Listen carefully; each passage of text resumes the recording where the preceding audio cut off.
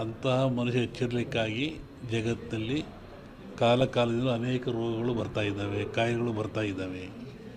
ಈ ಬರುವಂಥ ಕಾಯಿಲೆಗಳು ಮನುಷ್ಯನಿಗೆ ತಿಳುವಳಿಕೆ, ಜ್ಞಾನ, ವಿವೇಕ ಮೂಡಿಸ್ತಕ್ಕಂಥದ್ದು.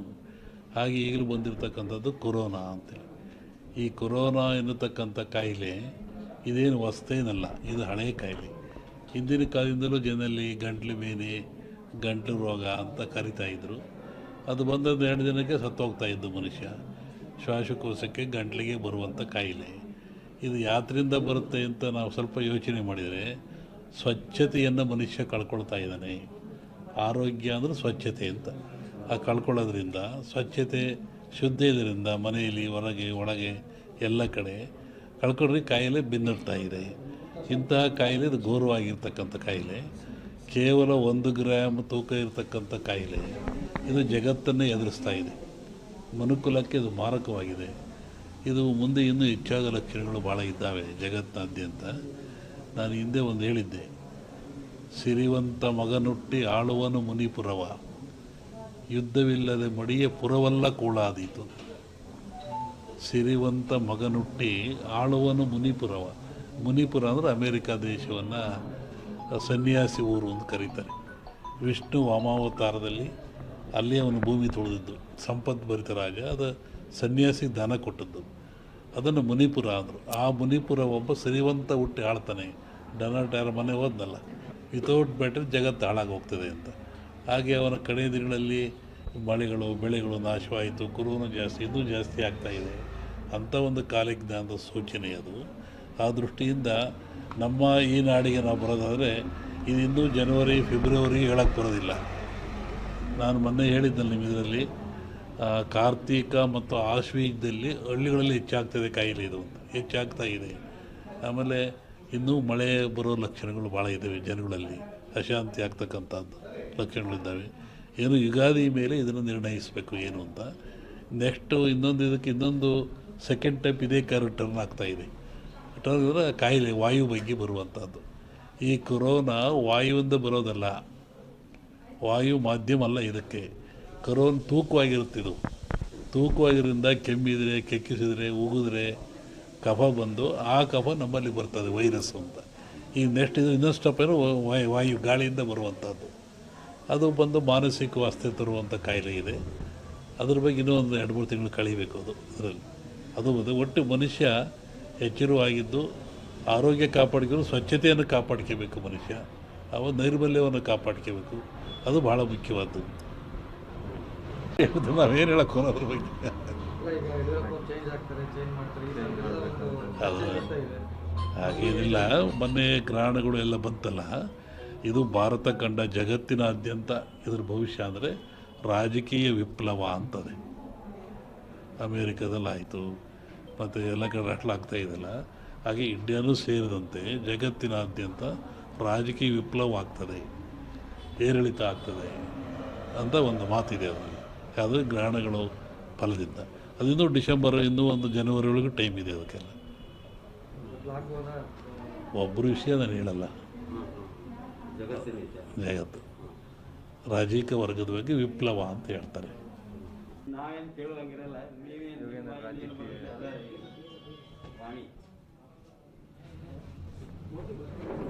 ಜಗತ್ತಿನಲ್ಲಿ ಅತ್ಯಂತ ಶ್ರೇಷ್ಠ ಜ್ಞಾನ, ವಿವೇಕವುಳ್ಳದ್ದು ಯಾವುದು ಅಂದರೆ ಮನುಷ್ಯನಿಗೆ ಬುದ್ಧಿ ಇದೆ, ಜ್ಞಾನ ಇದೆ, ತಿಳುವಳಿಕೆ ಇದೆ ಅಂತ ಹೇಳ್ತಾರೆ. ಅಂಥ ಮನುಷ್ಯ ಆಗಾಗ ಅಜ್ಞಾನಕ್ಕೊಳಪಟ್ಟರೆ, ಅವಿವೇಕಕ್ಕೊಳಪಟ್ಟರೆ, ತನ್ನ ಆಚಾರ ವಿಚಾರಗಳನ್ನು ಕಳ್ಕೊಂಡ್ರೆ, ಅಂತಹ ಮನುಷ್ಯ ಎಚ್ಚರಿಕೆಗಾಗಿ ಜಗತ್ತಿನಲ್ಲಿ ಕಾಲದಿಂದ ಅನೇಕ ರೋಗಗಳು ಬರ್ತಾ ಇದ್ದಾವೆ, ಕಾಯಿಲೆಗಳು ಬರ್ತಾ ಇದ್ದಾವೆ. ಈ ಬರುವಂಥ ಕಾಯಿಲೆಗಳು ಮನುಷ್ಯನಿಗೆ ತಿಳುವಳಿಕೆ, ಜ್ಞಾನ, ವಿವೇಕ ಮೂಡಿಸ್ತಕ್ಕಂಥದ್ದು. ಹಾಗೆ ಈಗಲೂ ಬಂದಿರತಕ್ಕಂಥದ್ದು ಕೊರೋನಾ ಅಂತೇಳಿ. ಈ ಕೊರೋನಾ ಎನ್ನತಕ್ಕಂಥ ಕಾಯಿಲೆ ಇದೇನು ಹೊಸತೇನಲ್ಲ, ಇದು ಹಳೆಯ ಕಾಯಿಲೆ. ಹಿಂದಿನ ಕಾಲದಿಂದಲೂ ಜನರಲ್ಲಿ ಗಂಟ್ಲು ಬೇನೆ, ಗಂಟಲು ರೋಗ ಅಂತ ಕರಿತಾಯಿದ್ರು. ಅದು ಬಂದದ್ದು 2 ದಿನಕ್ಕೆ ಸತ್ತೋಗ್ತಾಯಿದ್ದು ಮನುಷ್ಯ. ಶ್ವಾಸಕೋಶಕ್ಕೆ, ಗಂಟ್ಲಿಗೆ ಬರುವಂಥ ಕಾಯಿಲೆ. ಇದು ಯಾತ್ರಿಂದ ಬರುತ್ತೆ ಅಂತ ನಾವು ಸ್ವಲ್ಪ ಯೋಚನೆ ಮಾಡಿದರೆ, ಸ್ವಚ್ಛತೆಯನ್ನು ಮನುಷ್ಯ ಕಳ್ಕೊಳ್ತಾ ಇದ್ದಾನೆ. ಆರೋಗ್ಯ ಅಂದರೆ ಸ್ವಚ್ಛತೆ ಅಂತ. ಆ ಆ ಕಳ್ಕೊಳ್ಳೋದ್ರಿಂದ ಸ್ವಚ್ಛತೆ ಶುದ್ಧ ಇದರಿಂದ ಮನೆಯಲ್ಲಿ ಹೊರಗೆ ಒಳಗೆ ಎಲ್ಲ ಕಡೆ ಕಳ್ಕೊಂಡ್ರೆ ಕಾಯಿಲೆ ಬೆನ್ನಿರ್ತಾ ಇದೆ. ಇಂತಹ ಕಾಯಿಲೆ ಇದು ಘೋರವಾಗಿರ್ತಕ್ಕಂಥ ಕಾಯಿಲೆ, ಕೇವಲ 1 ಗ್ರಾಮ್ ತೂಕ ಇರತಕ್ಕಂಥ ಕಾಯಿಲೆ ಇದು ಜಗತ್ತನ್ನೇ ಎದುರಿಸ್ತಾ ಇದೆ. ಮನುಕುಲಕ್ಕೆ ಇದು ಮಾರಕವಾಗಿದೆ. ಇದು ಮುಂದೆ ಇನ್ನೂ ಹೆಚ್ಚಾದ ಲಕ್ಷಣಗಳು ಭಾಳ ಇದ್ದಾವೆ ಜಗತ್ತಿನಾದ್ಯಂತ.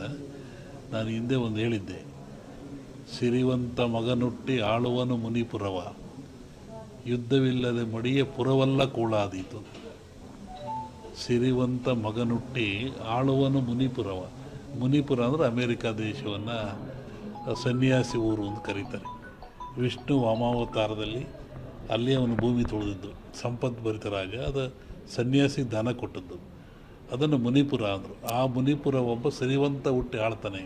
ಡೊನಾಲ್ಡ್ ಯಾರ ಮನೆ ಹೋದ. ನೀವು ಬಿಡಿಸಿಕೊಳ್ಳೋದು ಸುಲಭವಲ್ಲ. ಮುಂದಿನ ವಿಚಾರವನ್ನು ಯುಗಾದಿ ಮೇಲೆ ಹೇಳ್ತೀನಿ. ಹಾಗಾಗಿ ಒಂದು ಭವಿಷ್ಯದ ಚಿಂತನೆ ಏನು ಅಂದರೆ, ನಮ್ಮಲ್ಲಿ 2 ಭಾಗ ಮಾಡ್ತಾರೆ. ಒಂದು ಸಂಕ್ರಾಂತಿಯ ಭವಿಷ್ಯ, ಇನ್ನೊಂದು ಯುಗಾದಿಯ ಭವಿಷ್ಯ. ಸಂಕ್ರಾಂತಿಯ ಭವಿಷ್ಯ ರಾಜರಿಗೆ, ಮಹಾರಾಜರುಗಳಿಗೆ, ದೊಡ್ಡ ದೊಡ್ಡ ವ್ಯಾಪಾರಸ್ಥರಿಗೆ ಮತ್ತು ಅನೇಕ ಘಟನೆಗಳು ಬರುವಂಥದ್ದು ಸಂಕ್ರಾಂತಿ ಪುರುಷನ ಮೇಲೆ ಹೇಳುವಂಥದ್ದು. ಇದು ಯುಗಾದಿ ಮೇಲೆ ಬರುವದ್ದು ಯಾವುದು ಅಂದರೆ ಚಂದ್ರಮಾನ ಯುಗಾದಿ. ಚಂದ್ರನನ್ನು ಆಧಾರವಾಗಿರಿಸಿಕೊಂಡು ಮಳೆ ಬೆಳೆ, ನಾಡಿನ ಸುಭಿಕ್ಷತೆ, ಆಗುಹೋಗುಗಳು, ರಾಜರು, ಆಳ್ವಿಕೆಗಳು, ಅವಘಡಗಳು, ದುಃಖ ದುಮ್ಮಾನಗಳು, ಸಂತೋಷಗಳು, ಇದ್ರ ಮೇಲೆ ಹೇಳುವಂಥದ್ದು ಯುಗಾದಿಯ ಸಂವತ್ಸರ ಫಲ ಅಂತ. ಇನ್ನೂ 1 ತಿಂಗಳು ಲೇಟ್ ಇದೆ ಯುಗಾದಿ. ಅದರಿಂದ ಆ ಫಲಗಳ ಹೇಳೋದು ಸ್ವಲ್ಪ ಕಷ್ಟ. ಈಗ ನೀವು ಕೇಳುವಂಥದ್ದು ಏನು ಅಂತಂದರೆ, ಮಳೆ ಬೆಳೆಗಳು, ಆರೋಗ್ಯ ಮುಖ್ಯವಾಗಿ. ನಮ್ಮ ದೃಷ್ಟಿಯಲ್ಲಿ ಕರ್ನಾಟಕಕ್ಕೆ ಬರುವ ಸಂವತ್ಸರದಲ್ಲಿ ಯಾವುದೇ ವಿಧವಾದ ತೊಂದರೆ ತಾಪತ್ರಯಗಳಿಲ್ಲ. ಮಳೆ ಬೆಳೆಗಳು ಚೆನ್ನಾಗಿ ನಡೀತವೆ, ಸುಭಿಕ್ಷತೆ ಇರ್ತದೆ ಮತ್ತು ನಾಡಿನಲ್ಲಿ ಯಾವುದೇ ಕೊರತೆ ಕಾಣ್ತಾ ಇಲ್ಲ. ಯುಗಾದಿಯ ನಂತರ ಕರ್ನಾಟಕದ ಬಗ್ಗೆ ಮತ್ತು ಜಾಗತಿಕ ಬಗ್ಗೆ ಭಾಳ ಅಜಾಗರೂಕತೆ ಇದೆ, ತೊಂದರೆ ಇದೆ. ಹೋದ ವರ್ಷಕ್ಕಿಂತಲೂ ಹೆಚ್ಚಿನ ಭೀಕರತೆ ಕಾಡುವ ಲಕ್ಷಣ ಇದೆ. ಅದನ್ನು ಯುಗಾದಿ ನಂತರ ಹೇಳ್ತೀನಿ. ಇತ್ತೀಚಿನ ದಿನಗಳಲ್ಲಿ ಎಲ್ಲರೂ ನೋಡಿದಂಗೆ ಭೂಕಂಪಗಳು ಹೆಚ್ಚಾಗ್ತಾ ಇದ್ದಾವೆ. ಇದನ್ನು ಒದರಿಸುವೇ ಹೇಳಿದ್ವಿ ನಾವು. ಇದನ್ನು ಭೂಕಂಪಗಳು, ಭೂಮಿ ಅಗಲತಕ್ಕಂಥದ್ದು, ಜನರಿಗೆ ಸಾವು ನೋವು ಆಗ್ತಕ್ಕಂಥದ್ದು, ಕಟ್ಟಡಗಳು ಬೀಳ್ತಕ್ಕಂಥದ್ದು ಇದು ಮುಂದುವರಿದ ಜೊತೆಗೆ ಭೂ ಸುನಾಮಿ, ಜಲ ಸುನಾಮಿ, ಬಾಹ್ಯ ಸುನಾಮಿ ಅಂತ ಇಲ್ಲಿವರೆಗೂ ಬರೀ ಜಲ ಸುನಾಮಿ ಆಗ್ತಾಯಿತ್ತು. ಸಮುದ್ರದಲ್ಲಿ, ಸಾಗರದಲ್ಲಿ ಸುನಾಮಿ ಬಂದು ತೊಂದರೆ ಆಗ್ತಾಯಿತ್ತು. ಈ ಸತಿ ಭೂ ಸುನಾಮಿನೂ ಇದೆ. ಭೂಮಿ ಒಳಗೆ ಸುನಾಮಿಯಾಗಿ ಕಂದಗಾಗ್ಲಕ್ಷದ್ದು. ಜಲ ಸುನಾಮಿನೂ ಹೆಚ್ಚಿದೆ.